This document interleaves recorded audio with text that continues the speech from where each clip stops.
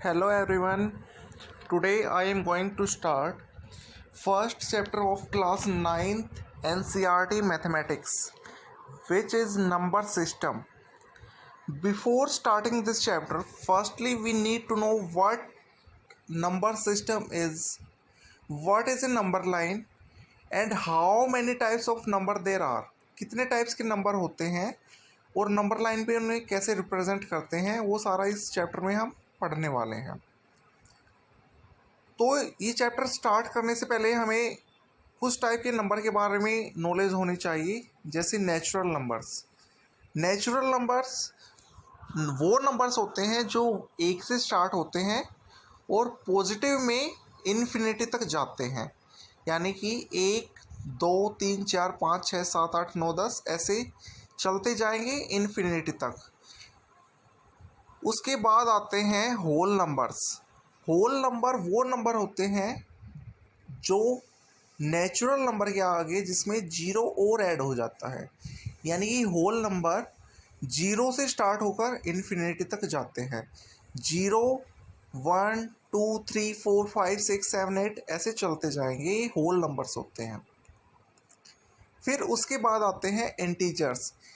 Integers plus minus including zero, plus minus और including zero वो integers होते हैं,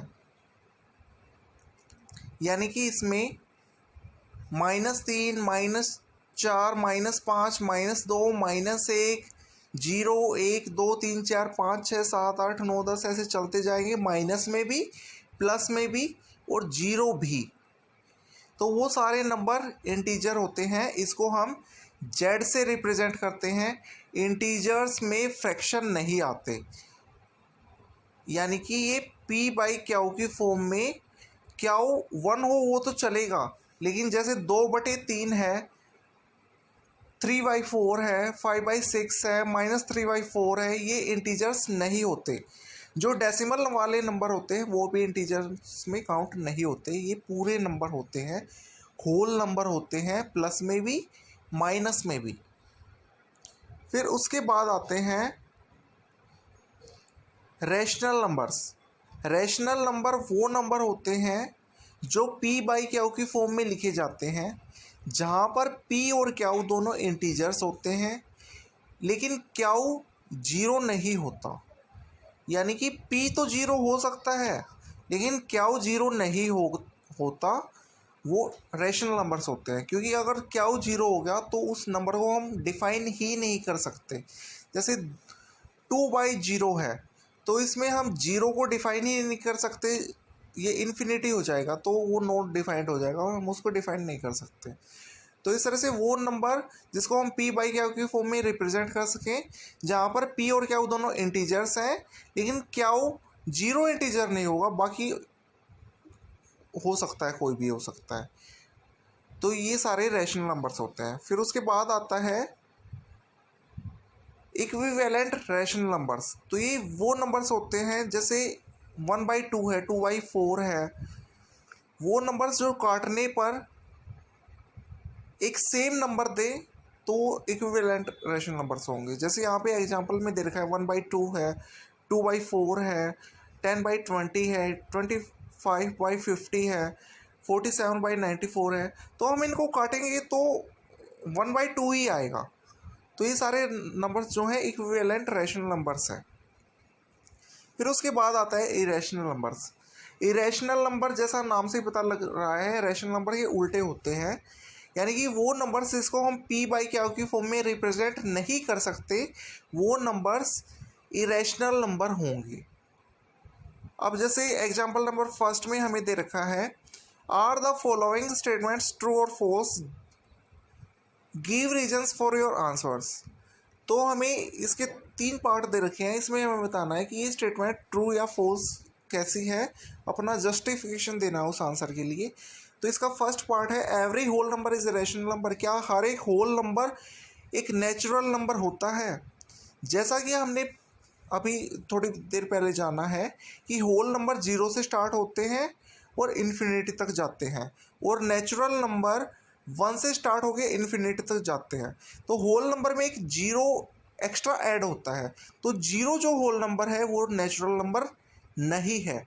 तो इस तरह से हर एक होल नंबर नेचुरल नंबर नहीं हो सकता उस जीरो के कारण, क्योंकि उसमें एक जीरो एक्स्ट्रा ऐड हुआ है, तो वो एक नेचुरल नंबर नहीं है।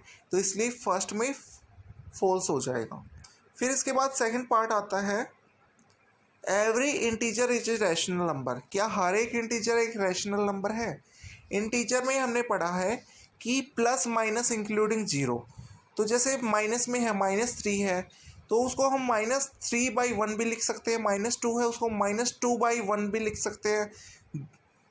जीरो है, उसको 0/1 लिख सकते हैं। 1 है, उसको 1/1 लिख सकते हैं।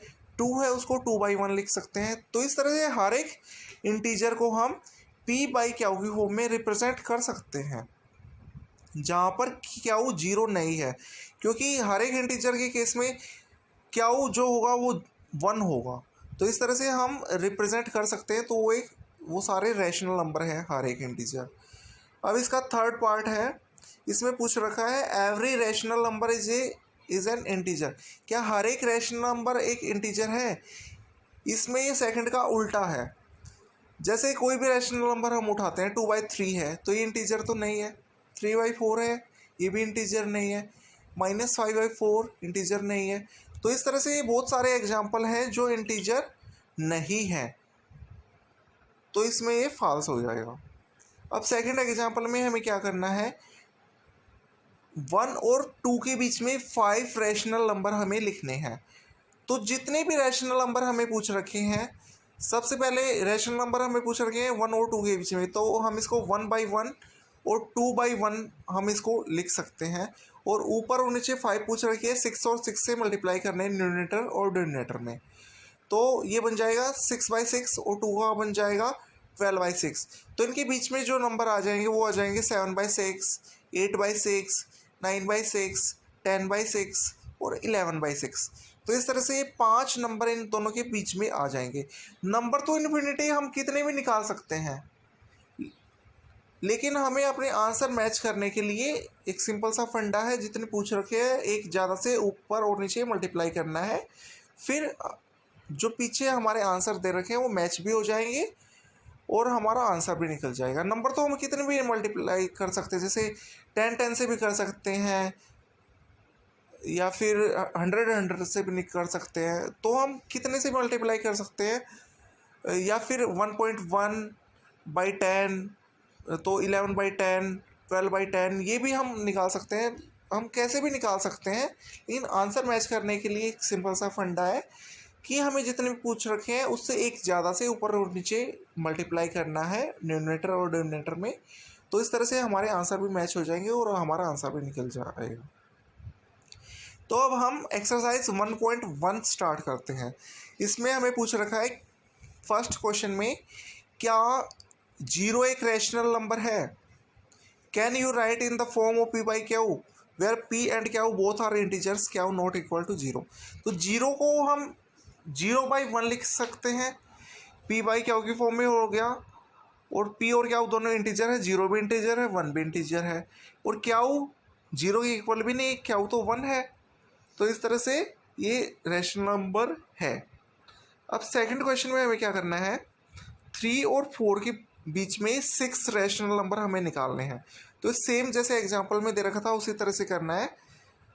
3/1, 4/1, तो 3/1 की हमें 7 से मल्टीप्लाई करनी है, 6 पूछ रखे हैं, तो ये हो जाएगा 21/7 और 4 का हो जाएगा 28/7।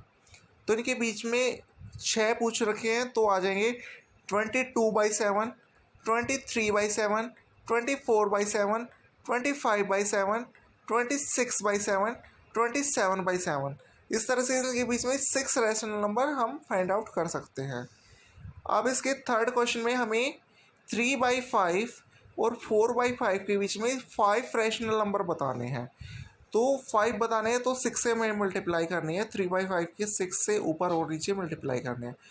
तो ये हो जाएगा 18/30 और 4/5 का हो जाएगा 24/30। तो इनके बीच में रैशनल नंबर हमें 5 बताने हैं, तो 19/30, 20/30, 21/30, 22/30, 23/30 जो सा कट रहा है हम उसको काट लेंगे आपस में और वो हमारे आंसर हो जाएंगे।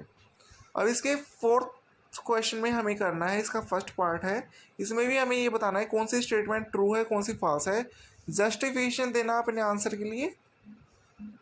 Every natural number is a whole number, क्या हर एक नेचुरल नंबर एक होल नंबर है? एग्जाम्पल में हमसे पूछ रखा था क्या हर एक होल नंबर एक नेचुरल नंबर है, ये उसका उल्टा हमसे पूछ रखा है। नेचुरल नंबर एक से स्टार्ट होते हैं इन्फिनिटी तक जाते हैं और होल नंबर जीरो से स्टार्ट होके एक जीरो इसमें एक्स्ट्रा ऐड होता है।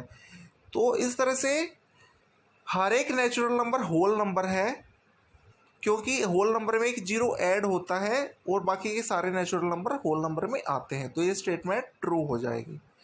अब इसका सेकंड पार्ट में हमें करना है every integer is a whole number, हर एक इंटीजर क्या एक होल नंबर है? Integers plus minus including zero होते हैं और होल नंबर जीरो से स्टार्ट होकर सिर्फ पॉजिटिव में जाते हैं, तो जो नेगेटिव के इंटीजर्स हैं वो तो होल नंबर नहीं है, तो ये फॉल्स हो जाएगा। अब इसका थर्ड पार्ट आपको कमेंट सेक्शन में इसका आंसर मुझे देना है कि क्या ये ट्रू है या फॉल्स है और उसके लिए जस्टिफिकेशन भी आपको देना है। तो ये क्वेश्चन थर्ड पार्ट आपको कमेंट सेक्शन में करना है। If you like the video please press the like button and if you want more such videos please subscribe to my channel. Thank you. Have a nice day.